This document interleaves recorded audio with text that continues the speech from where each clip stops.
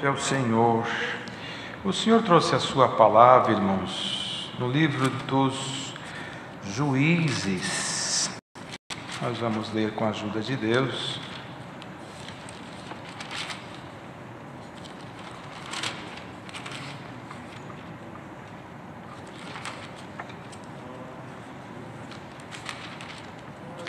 Juízes, capítulo meia dúzia.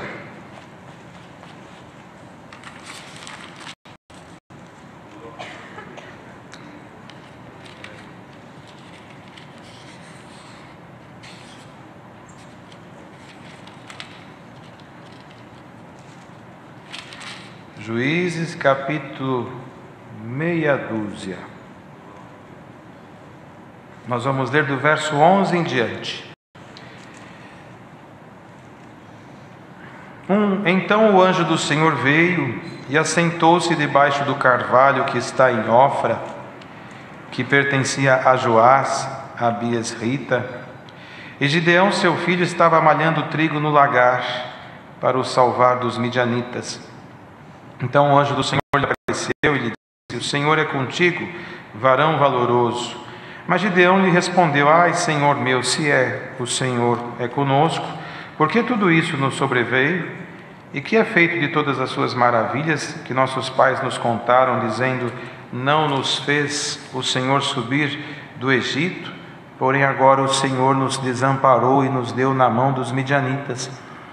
Então o Senhor olhou para ele e disse: Vai nessa tua força e livrarás a Israel da mão dos midianitas. Porventura não te enviei eu? E ele lhe disse: Ai, Senhor meu, com o que livrarei a Israel? Eis que o meu milheiro é o mais pobre de Manassés, e eu e o menor na casa de meu pai.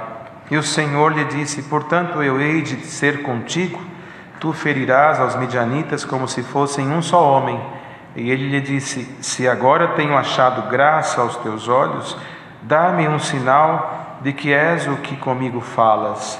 Rogo-te que daqui te não apartes até que eu venha aqui e traga o meu presente e o ponha perante ti. E disse: Eu esperarei até que voltes. E entrou Gideão e preparou um cabrito e bolos asmos de um efa de farinha. A carne pôs num açafate e o caldo pôs numa panela, e trouxe-lhe até debaixo do carvalho e lhe apresentou. Porém o anjo de Deus lhe disse: Toma a carne e os bolos asmos e põe-nos sobre esta penha e verte o caldo. E assim o fez. E o anjo do Senhor estendeu a ponta do cajado que estava na sua mão e tocou a carne e os bolos asmos. Então subiu fogo da penha e consumiu a carne e os bolos asmos, e o anjo do Senhor desapareceu de seus olhos. Então viu Gideão que era o anjo do Senhor. E disse Gideão: Ah, Senhor Jeová, que eu vi o anjo do Senhor face a face. Porém o Senhor lhe disse: Paz seja contigo, não temas, não morrerás.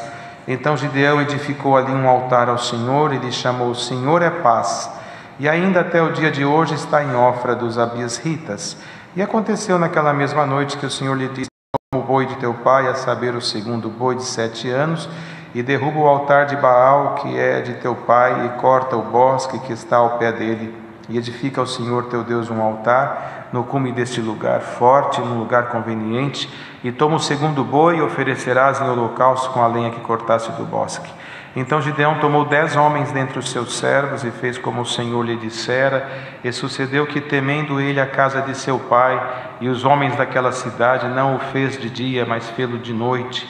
Levantando-se, pois, os homens daquela cidade de madrugada, eis que estava o altar de Baal derrubado e o bosque que estava ao pé dele cortado. E o segundo boi foi oferecido no altar de novo edificado, e uns aos outros disseram: Quem fez esta coisa? E esquadrinhando e inquirindo, disseram: Gideão, o filho de Joás, fez esta coisa. Então os homens daquela cidade disseram a Joás: Tira para fora teu filho para que morra, pois derrubou o altar de Baal e cortou o bosque que estava ao pé dele. Porém Joás disse a todos os que se puseram contra ele: Contendereis vós por Baal? Livrá-los-eis vós? Qualquer que por ele contender ainda esta manhã será morto. Se é Deus, por si mesmo contenda, pois derrubaram o seu altar. Pelo que naquele dia lhe chamaram Jerubaal, dizendo: Baal contenda contra ele, pois derrubou o seu altar. E todos os midianitas e amalequitas e os filhos do Oriente se juntaram num corpo e passaram e puseram seu campo no vale de Jezreel. Então o Espírito do Senhor revestiu a Gideão, o qual tocou a buzina, e os asbieritas se ajuntaram após dele, e enviou mensageiros por toda a tribo de Manassés, que também se convocou após dele. Também enviou mensageiros a Ézer, a Zebulon e a Naphtali, e saíram-lhe ao encontro. E disse Gideão a Deus: se hás de livrar a Israel por minha mão, como tens dito, eis que eu porei um velo de lã na eira, se o orvalho estiver somente no velo, e secura sobre toda a terra, então conhecerei que hás de livrar a Israel por minha mão, como tens dito.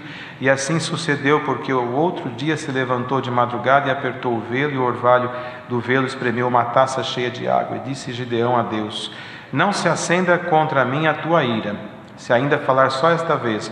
Rogo-te que só esta vez faça a prova com o velo. Rogo-te que só no velo haja secura, e em toda a terra haja o orvalho.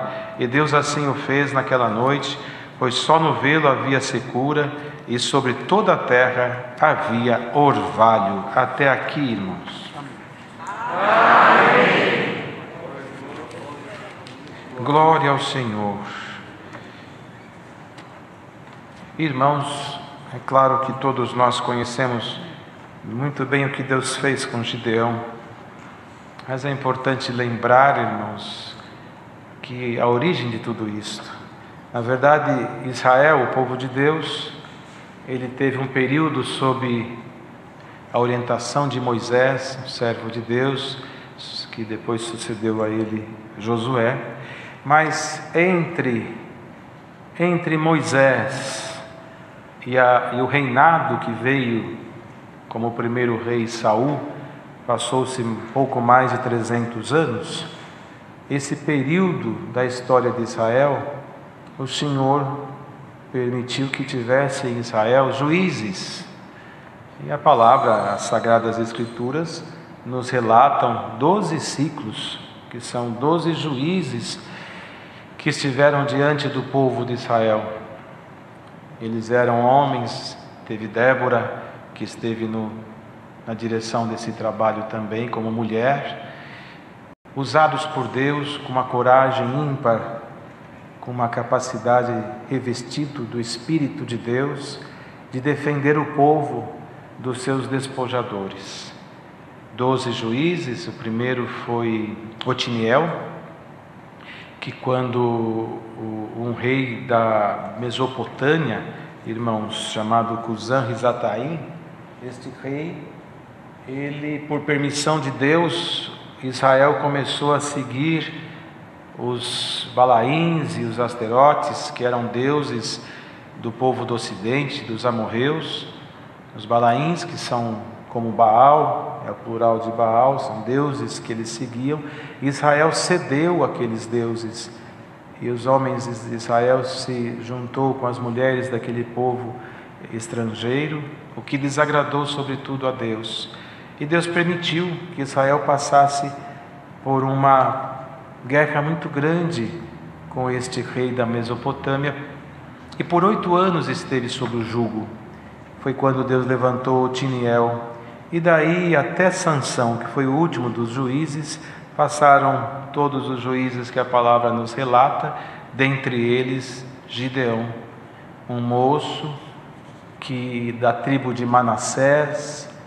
Entre a tribo de Manassés, ele mesmo dizia: sou o menor da casa de meu pai, e o meu milheiro é o menor da tribo de Manassés, que era entre as tribos, tinha seus clãs, e o dele era o menos, de menor importância, menos expressivo. E quando os midianitas, quando Israel novamente veio a transgredir, a desagradar o Senhor, Deus permitiu que os midianitas, um povo nômade que vivia na Palestina, eles viessem a saquear os israelitas, as suas reservas, a sua lavoura, fazendo com que Israel fosse habitar, irmãos, de uma forma temerária na terra, por permissão de Deus.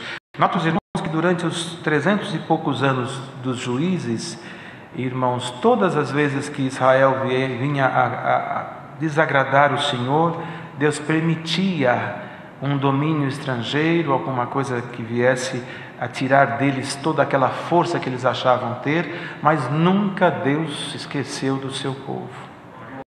Permitia para que o homem se lembrasse dele, para que Israel soubesse que a promessa que Deus fez para o seu amigo Abraão estava de pé, mas eles tinham que lembrar que Deus também existia.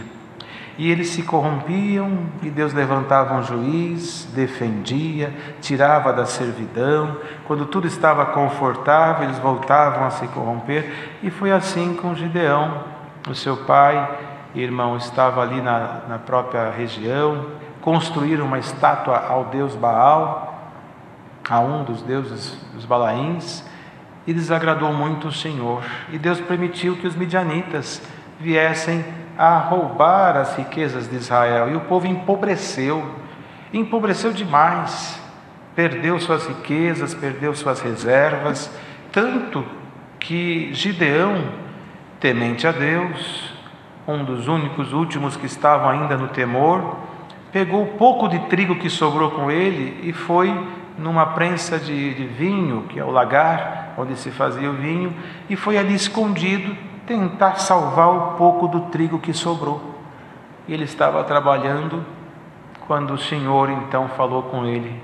Dos 12 juízes, Gideão, um homem que se sentia fraco, um comportamento que se demonstra um tanto com um pouco de medo, um homem meio assim receoso, mas foi o único dos juízes que viu o anjo do Senhor. Porque Deus não visita só quem se acha forte, cheio de virtudes, cheio de dons. O Senhor visita quem Ele quer, Ele é dominador. Tanto que em Coríntios está escrito que Ele dá os dons naquilo que for útil. E de repente o irmão se acha tão consagrado, mas Deus dá um dom diferente para alguém que parece tão fraco, e logo outro alguém diz: mas por que Deus dá para ele e não dá para mim? Porque nós não entendemos o caminho de Deus. O Senhor na história não escolheu só homens fortes para derrubar o inimigo. Normalmente Ele pegou os fraquinhos. Ele pegou Davi, que era o menor da sua família, pegou Gideão, que era a menor tribo, o menor clã, o mais desprezível, o menor milheiro, e assim foi Jacó, que era o mais novo. Ou seja, ele não precisa da força do homem, ele precisa que o homem entenda que ele é a força. Glória ao nome de Jesus. E hoje Deus manda essa palavra para nós. Israel, que é o povo que serve a Deus, está distraído com as coisas da terra. O mundo está sufocando a humanidade, e muita gente reconheceu o Senhor, já está tão farto das coisas do mundo que não está percebendo que está distante do Senhor, porque os midianitas estão por aí roubando as suas riquezas, roubando o prazer de orar, roubando o prazer de dar glória a Deus, o prazer de falar novas línguas, roubando o prazer de crer de forma incondicional no poder de Cristo ressuscitado como nosso único e pessoal Salvador, roubando o prazer de estar junto ao seu povo, junto a uma comunidade cristã, se isolando no mundo atrás de aventuras que são passageiras e sufocam a alma, provocando o desejo da própria morte. E o homem não está percebendo isto. E hoje nós estamos aqui e aí na casa de milhares de famílias, e Deus mandando esta palavra, e Deus anuncia por esta palavra um plano dele que venha a suplantar a nossa imaginação. Deus anuncia nessa tarde que quer fazer com um povo na terra o que fez com Gideão.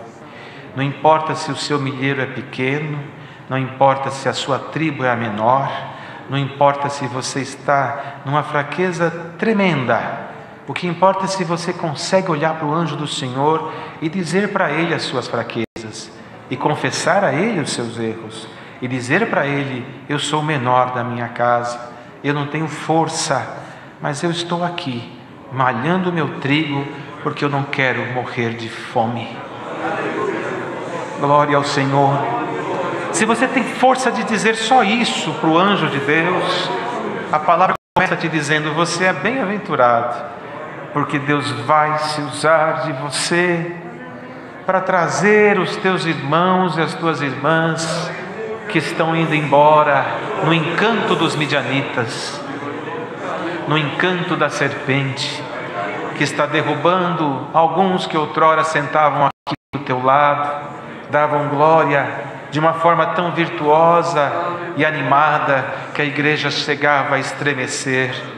Estamos em tempo de guerra, irmãos. Alguém olha e diz: mas onde está aquela família? Onde está aquele irmão? Onde está aquela manifestação que havia na igreja? Onde está o glória da mocidade? Onde está a virtude que víamos no meio da orquestra, no meio das irmãs, dos irmãos? Onde está aquela vida? O Senhor diz: os midianitas estão saqueando muitas casas, saqueando com a força do pecado, da tentação. Mas tem muitos que ainda não morreram e estão nas suas casas, mofando na força do pecado, mas ainda respirando pela força de Deus. E hoje o Senhor olha para esta mocidade que está ouvindo esta palavra e diz: posso te chamar? Posso te chamar de Gideão? Posso dizer a você o que disse a Gideão? Você está preparado? E se não estiver, Deus te prepara. Quando Deus escolheu Gideão para lutar por Israel, o exército dos midianitas eram mais de 100.000 homens, e ele não temeu quando se sentiu confirmado pelo Senhor. Mas a primeira missão que Deus deu para ele, como escolhido de Deus, não foi lutar contra os midianitas, foi derrubar a estátua de Baal na casa de seu pai. Com medo, ele foi de noite para não ser visto. E era tão forte a idolatria que o Senhor mandou derrubar a estátua e queimar o bosque. Faz do bosque uma fogueira e derruba Baal, porque agora eu vou entrar. E Deus não divide a sua glória com outro Deus. Deus não divide a sua glória com outro Senhor. E Deus anuncia esse plano para esta mocidade.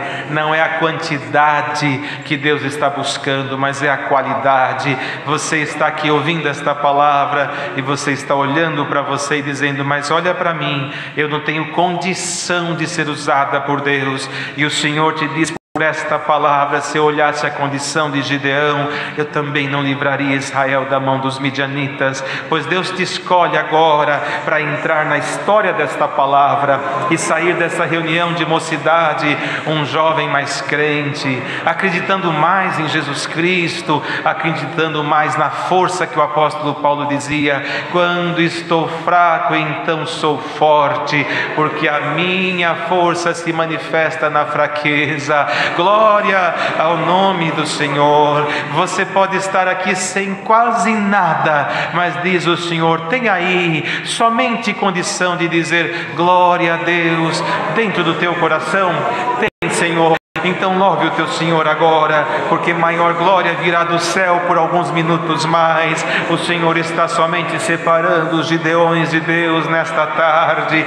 Diz o Senhor: levanta, porque é tempo de Deus retomar em você, na tua alma, uma glória que há tempo você não sente. Do mundo que te sufoca, é uma notícia que te entristece, é uma tentação que te abate, é uma promessa de um príncipe encantado que te fez, seduzindo-te a acreditar numa história de um conto de fadas, que tudo se desfez como um castelo de areia. Mas aqui está um Deus cujo filho não é príncipe, mas é rei dos reis, e não te conta uma história, mas te faz uma promessa: eu te construo um castelo de glória que não há vento que possa derrubar, não é exército que possa penetrar. A glória do Espírito de Deus que tomou Gideão é anunciado por esta palavra. Se você está aqui ouvindo ela, a vida ainda está em você. Olha quantos enfermos numa UTI estão muitas vezes sem se manifestar enquanto a vontade própria, mas um aparelhinho ligado mantém vivo o seu corpo, uma respiração ofegante, mas mantém vivo o seu corpo. E quantos jovens estão agora espiritualmente com um aparelhinho ligado na sua alma, e o Senhor, o médico dos médicos, passa nessa UTI espiritual e diz: eu vou tirar os aparelhos e vou dar força fôlego de vida, e vou dar força e virtude, e vai começar agora, aqui dentro desta igreja. E ainda que nós pregamos, e muitas vezes está online, sendo transmitido por um satélite. O que é o satélite? É um aparelho colocado em órbita. Você fala aqui por ondas, isso aqui sobe pelos ares, bate no satélite e vai distribuindo nas casas que estão com os aparelhos ligados. Isso foi o homem que inventou, mas milhares e milhares e milhares de anos atrás, o Deus que nós servimos criou um satélite muito mais poderoso, que está numa órbita muito mais superior, e que quando um crente ora aqui, a oração vai como um raio, um relâmpago lá, e desce nas igrejas, e desce nas casas, e desce no coração da mocidade. Então, como disse o profeta diante dos seus opressores: Senhor, fiz tudo conforme a tua palavra, agora manda fogo do céu e consome este holocausto. A mesma coisa o Senhor autoriza a pregar aqui agora, conforme a tua palavra, tudo foi anunciado. Agora manda fogo do céu e visita esses altares que estão aqui, que estão aí, no nome de Jesus Cristo Nazareno. O Senhor dá esta ordem: Gideão, chegou a tua hora, chegou o teu momento. Desafia a Deus a terra, desafia a Deus o século presente, e desafia a Deus as hostes espirituais da maldade que estão atormentando a mocidade com espíritos de traição, de mentira, de suicídio, de autoflagelo, de autodestruição da natureza humana e da moral cristã. E diz: Deus vai reconstruir o templo de Deus, e visitando o Senhor o seu templo, tudo que é mal, tudo que é pecado, tudo que é contaminado, tudo que é impuro, em nome de Jesus Cristo, saia do coração sincero. Santo é o nome do Senhor, aleluia. Gideão pediu sinal: um novelo molhado e em volta seco, um novelo seco e em volta molhado. Um sinal foi dado, irmão. A palavra é esta. Qual sinal você precisa maior do que Deus visitar tua alma agora? Santo é o Senhor. Onde você está? Num hospital, numa estrada, no campo, num ônibus, dirigindo, trabalhando, estudando, em casa, fugindo da vida, quase querendo a morte. Aqui dentro não importa, aleluia. Novelo seco, molha-te agora com o orvalho do céu. Prepara a tua alma, porque Deus vai resgatar Gideão de Deus aqui na palavra. Os midianitas que se preparem, porque quando Deus mandou Gideão, ele foi, e antes que ele chegasse, o Senhor foi na frente e espaventou aquele povo, e suas riquezas, os seus poderes ficou para trás. O que é do mundo é do mundo, o que é nosso é nosso, o que é de Deus, e o que não é, não é, o que é puro, o que não é, não é. Diz o Senhor por esta palavra: os midianitas fugirão do seu caminho, e aqui está a riqueza do céu. Irmão, irmã, Deus, oração ao seu servo, e logo já vamos levantar. Não podemos ficar aqui muito tempo, mas a mocidade tem comunhão para nessa oração, por mais curta que seja, buscar de Deus os seus dons e esperar de Deus a dispensação dos tesouros. Santo, santo e santo é o nome do Senhor. Vai, ó espiões de Gideão, vai por este mundo afora. Eles foram lá no acampamento dos midianitas e começaram a ouvir um conversando com o outro: eu tive um sonho, meu sonho foi assim, assim, assim. Isso aí não é outra coisa senão o Deus de Israel, o Deus de Gideão. E lá foram os 300 homens, espada de Deus e espada de Gideão, e os midianitas fugiram, deixaram tudo para trás de tanto medo da mão de Deus. Está preparado para isso? Estenda a sua mão cansada, Deus te dá uma espada nova, espada de Deus e espada de Gideão. Olha, irmão, hoje não está Gideão aqui, mas o Cristo de Deus com a espada de dois fios, cortando a direita e a esquerda, e o teu caminho livre para você servir o Senhor. Se o que te falta é o sinal da presença de Deus, o sinal da presença de Deus seja concedido para esta igreja, aqui e aí onde você está agora. Somente creia, e tu verás a glória de Deus. Deus seja louvado.